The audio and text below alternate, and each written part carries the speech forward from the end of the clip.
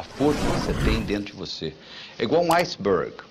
O iceberg está 10% fora da água e 90% dentro da água. Você olha na superfície e você vê só aquele pouquinho. É a mesma história. Só que a nossa força está a nível inconsciente. Você conhece a história da mulher que estava dirigindo numa estrada deserta do Texas e a picape dela quebrou? E ela foi consertar a picape e ela colocou o macaco para trocar o pneu que tinha furado também, etc.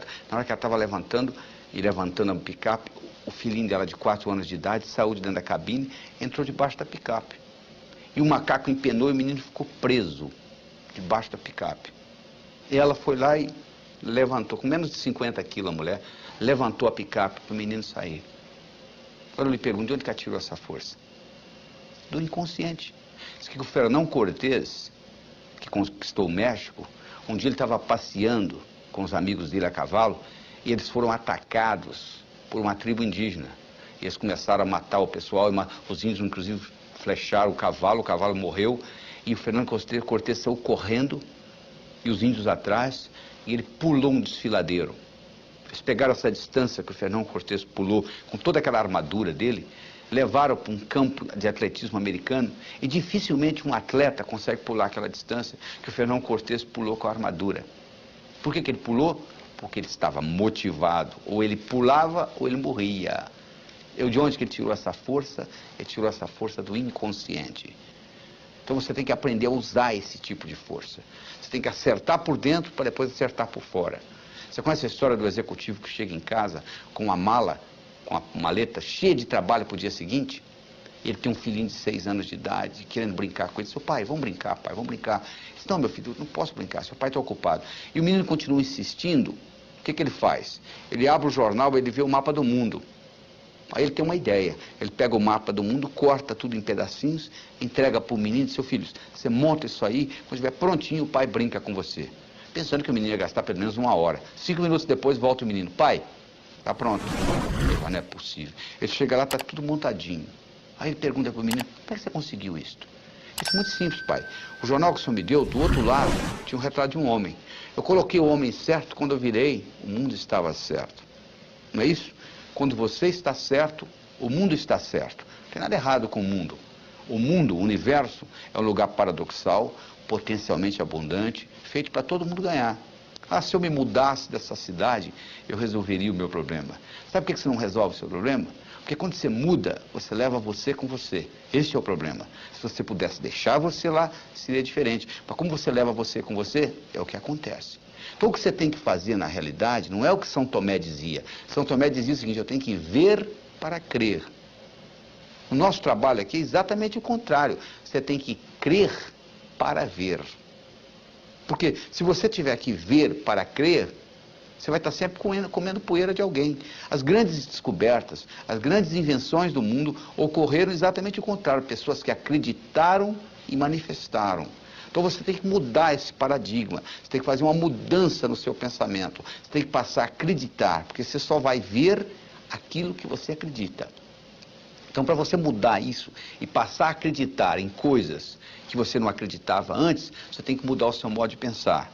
Você tem que começar a excluir coisas da sua vida e você tem que começar a incluir novas coisas. Porque se você não excluir, não tem lugar para incluir. Você imagina no seu guarda-roupa, por exemplo. Você quer comprar roupa nova, você já tem um guarda-roupa cheio, o único jeito de você colocar roupa nova é você tirar as roupas velhas. Não é verdade? Você conhece a história do sujeito que quer ser mestre, e ele vai no mestre Zen e se apresenta como discípulo, e ele começa a conversar com o mestre Zen, e o mestre pergunta, você quer chá? Ele começa a servir chá para ele, ele coloca a xícara, e o mestre Zen vai enchendo a xícara, vai enchendo, começa a transbordar, e o discípulo não aguenta, seu mestre, será que o senhor não vê que está tornando? Ele falou, exatamente, será que você não está vendo que a sua mente já está cheia? Você já chegou aqui transbordando, não existe lugar para o meu conhecimento. Então, o indivíduo às vezes anda com a mente transbordando de conhecimentos inúteis, que você deve excluir. Você tem que mudar as crenças, você tem que incorporar coisas novas, você tem que concentrar nas suas qualidades e não nos seus pontos fracos. Você imagina um sujeito com 1,50 m querendo jogar basquete. Não dá, né? Você imagina um sujeito com 2,20 m querendo ser jockey. Não tem jeito. O cavalo nem sairia do lugar. Então, para você começar a mudar esse processo, para você entrar em contato com essa força dentro de você, você tem que começar a descobrir quais são os seus talentos, quais são as suas qualidades, quais são as 5 principais qualidades que você tem. Você já escreveu alguma vez? Porque é importante, não é só você pensar, não. Descobriu-se recentemente que, o que os antigos já sabiam, que se você escrever, codifica de uma forma muito mais forte no seu cérebro. Então eu recomendo que você faça um exercício de casa, faça uma tarefa de escrever as suas 10 qualidades. Você pode escrever qualidades que você já tem e gostaria de aumentar, ou qualidades que você não tem e gostaria de incorporar. Porque à medida que você faz isso, à medida que você entra em contato com essas suas qualidades, o que vai acontecer é que você vai conhecer cada vez mais essa força que existe dentro de você. E o segredo não é você se comparar com os outros, é você se comparar com você mesmo e acompanhar a sua evolução. Porque se você começa a se comparar com os outros, sempre vai ter alguém mais bonito que você, sempre vai ter alguém mais forte que você, sempre vai ter alguém mais jovem do que você, sempre vai ter alguém mais rico do que você. Então você vai estar sempre frustrado. Agora, se você compara com você mesmo e acompanha a sua evolução, isso serve de estímulo para você continuar evoluindo. Então, além das suas qualidades, eu gostaria de saber dos seus hábitos, quais que você quer excluir, quais que você quer manter e quais novos hábitos que você quer incluir na sua vida, na sua tarefa diária. E lembre-se, algo para se tornar hábito tem que ser feito, pensado, manuseado pelo menos 21 vezes. Se você passar fio dental nos seus dentes 21 dias seguidos, eu lhe garanto que você vai passar para sempre. Igual você faz com escovar os dentes. Mas se você fizer uma vez ou outra, você vai passar o fio dental uma vez ou outra, como a maioria faz. Então você, para criar um hábito, você tem que pôr energia nisso. E depois desse hábito criado, por exemplo, se você criar o hábito crer para ver, ou seja, eu acredito para manifestar, teste isso na sua vida. Crie alguma coisa e procure manifestá-la.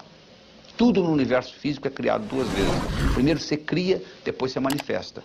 Você entendendo esse processo é fundamental. E lembre-se da história do executivo. Se você está certo, o mundo está certo. Até lá.